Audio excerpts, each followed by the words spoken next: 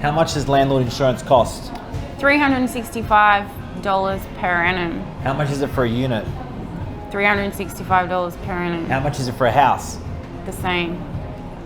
Does it cover me on default of rent? If I'm a landlord and my tenant stops paying rent, will it cover me? Yes. How much? Up to 12 weeks. What I'm in the hot about seat. if my tenant goes missing in the property and I turn around 2 weeks later and there's no tenant there? Abandonment, Yeah, possibly for loss of rent and any malicious damage left behind. covers me. Yeah. Who do you recommend for tenancy landlord insurance? I'm not allowed to recommend, but I can suggest there is about 3 or 4 different companies. Terry Shear's one, CGU is another, and then you've got the big guys like Amy and RMA and some of the banks. I recommend Terry Shear. You can. Okay. How long does it take once you claim for the money to come back? It's all relative. If you go to tribunal, you need to wait on a court order. Yep. They usually need that to proceed. But it could take anywhere up to 2 weeks to a month to finalise everything. Is there an excess I have to pay after I've paid my annual thing if I make a claim? Depending on the amount of the claim. I don't know. I'm not an insurance person, Mark, but I know the bare minimum required.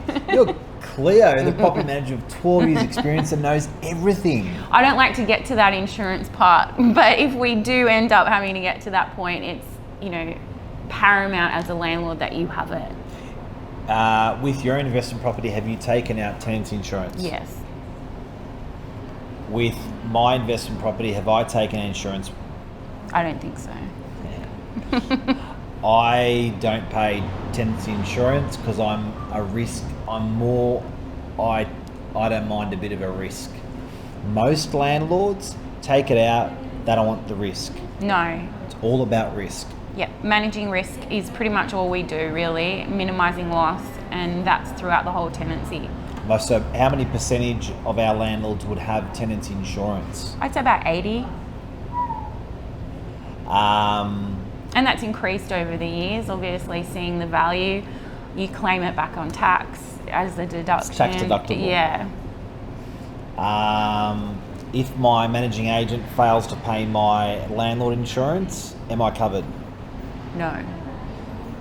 So as a landlord, I should also, particularly if your property is not being managed by Novak, check that annually your insurance policy is being paid. Do not assume it is being paid until you've seen your payment for it. Yeah. Because we've taken over managements where they've just assumed that their property manager was paying it. They were not.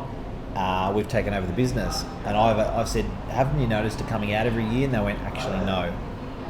Yeah, it's pretty scary. But I mean, the policy is only paid once a year usually. It's just once a year. You get a reminder in your software and it prompts you that this is due to be paid, and if it hasn't come through, you can follow it up. It's pretty basic. Anything else about insurance you want to tell our friends? Well, just in light of the recent storms, insurance will cover you for certain damages, water extraction, things like that, especially in a unit, strata may or may not cover. And it can be anywhere from $500 to, $3,000 worth of equipment needing to be used to dry carpet, all that sort of stuff. So does landlord insurance cover contents?